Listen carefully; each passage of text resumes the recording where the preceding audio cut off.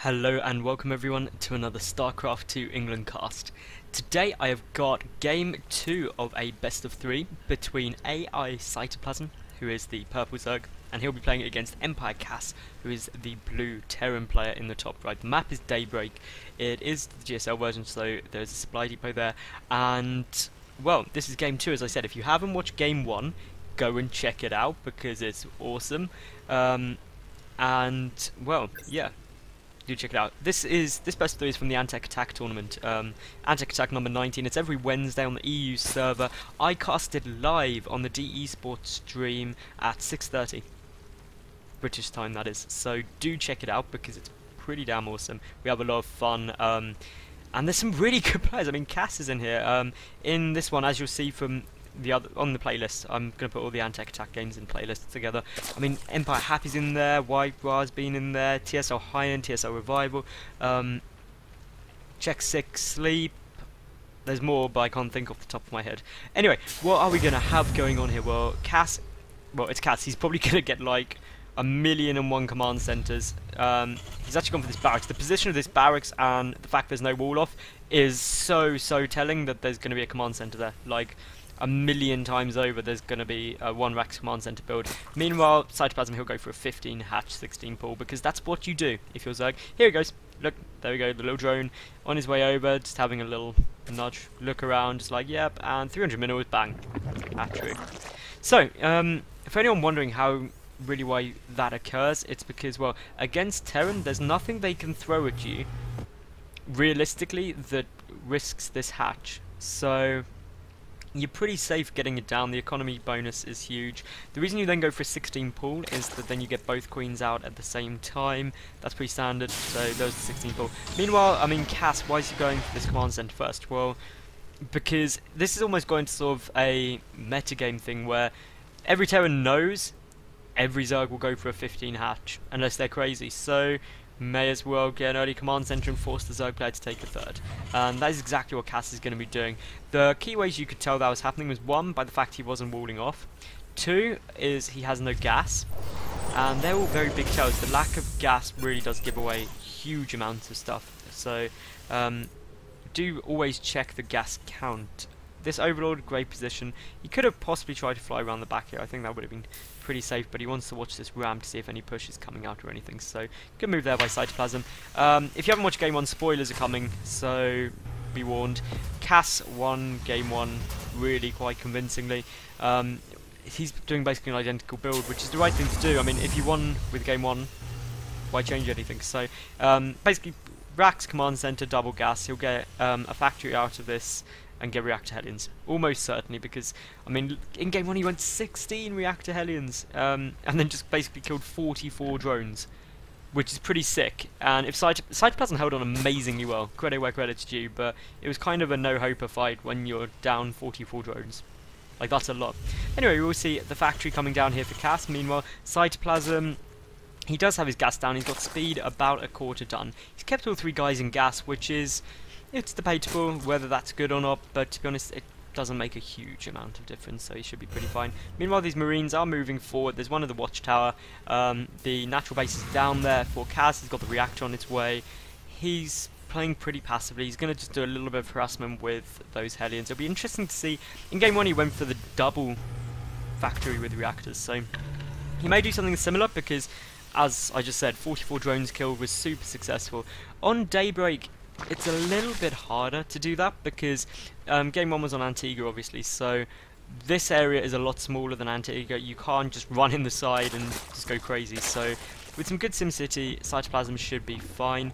But having said that, it looks like we're actually going to be going for Hellion Banshee, which is scary good because Zerg players then end up having a bit of problems of what to do to deal with that. But we will see also down here a command center being thrown down. So Cass is basically going to harass the hell out of Cytoplasm and followed up by expanding and trying to get a base ahead, which he will now. He's going to have absolute crazy amounts of money. He may actually keep this third command center in his main for a while, just for the extra SCV production to keep up that way, morph into an orbital to get the extra mules and be happy on that alone.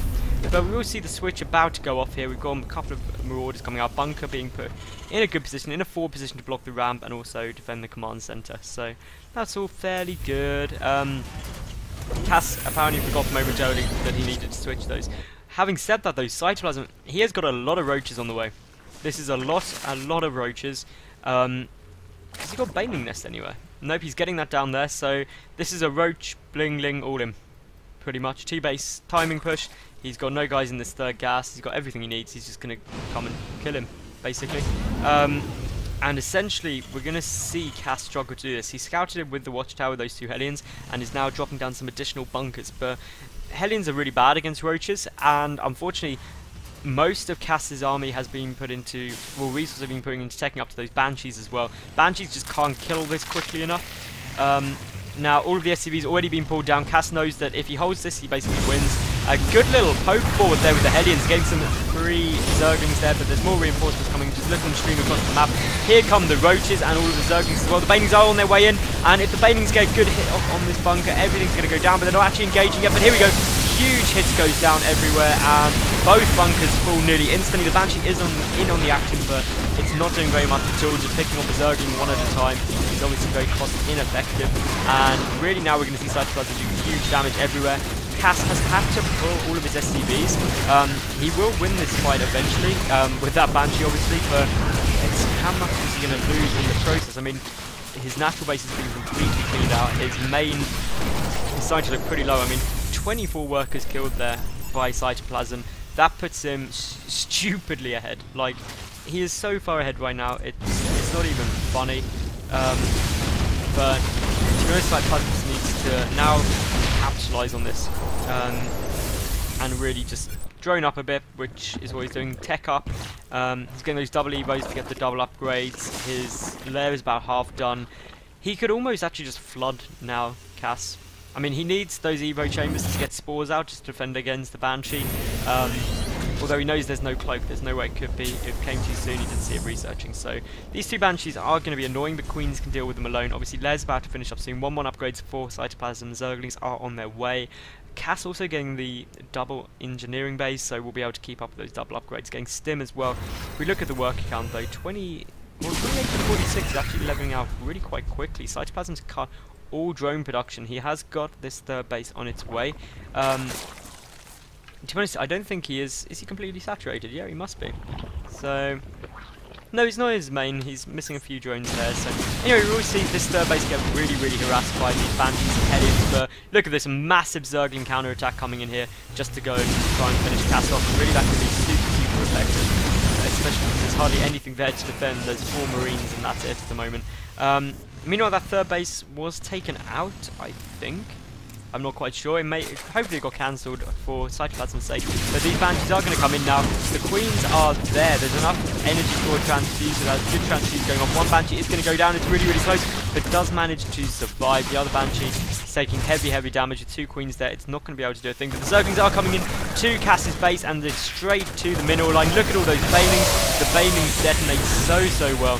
And what the Baneling is going to go for, well, they're kind of wandering around. They're probably going to go for the mains mineral line, and that is exactly the plan. And to be honest, this is just an inefficient use of Banelings, but hell, you may as well if you just kill everything. And now we will see the Hellions coming back. The Zerglings have been pulled out, and really those Banelings just detonating on anything they can right now. So 61 workers killed there by Cytoplasm in total. If you look, it's only 4 halves left. That's it all over.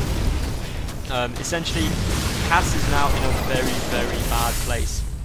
Even mules can't save him. Not even mules, which is hilarious because mules are so good. Mules are amazing. Anyway, let's just have a look around this. But well, to be honest, Cytoplasm is over double the supply of Cass, and Cass admittedly does have 2 Banshees, but I mean, Spire's on the way. Spire's half done. To be honest, Cytoplasm's got this in the bag. Cass just muling it up. If he builds enough mules, maybe he'll survive. That's his plan. He's back up to 14 harvesters though. I mean, income-wise, considering he has like hardly any workers at all, he's actually got a higher mineral income than Cytoplasm at the moment, which is just jokes. But AiCytoplasm has cut all drone production. He's going to go and just finish off Cass now. If this does go to a base race, obviously AiCytoplasm will win just because he's got more stuff. He can also pretty much, well, build anything from win here. His third base is being defended by this one queen, but to be honest, that's not going to be able to hold it if Cass does go for it. But AiCytoplasm doesn't really need to worry. I mean, it doesn't take a genius to look at this and see what AiCytoplasm got over double supply. He's getting that failing speed out, roach speed out, 2 operators surging, 7 more roaches. This base will be forced to cancel. Meanwhile, there's big counter push coming in here by AiCytoplasm, and the cancel doesn't go off, but I mean, everything here for Cass is just getting wiped out. All the SCVs have been pulled, the Marines are there. Meanwhile, well, essentially AiCytoplasm just has to do a good hold here. The Banshees are going to be irritating, but so many roaches are in production. There's a meta back there, so the roaches taking out the Marines is a bit of a pain, but they are getting a couple of them taken out fairly quickly, and just more reinforcements coming in. Meanwhile, just look at this mass destruction down here in Cass and place AiCytoplasm just wrecking it. And there's the GG from Cass. So that levels up the series to 1-1. So do tune in for Game 3. And Pewie's casting now with me because we casted live. So go and check out Game 3. If you did like this video, please give it a thumbs up. Subscribe to my YouTube, which of course is youtube.com/Madals91, which is MADALS91. And follow me on Twitter, which is @SC2_England. Thank you very much for watching, and see you at Game 3.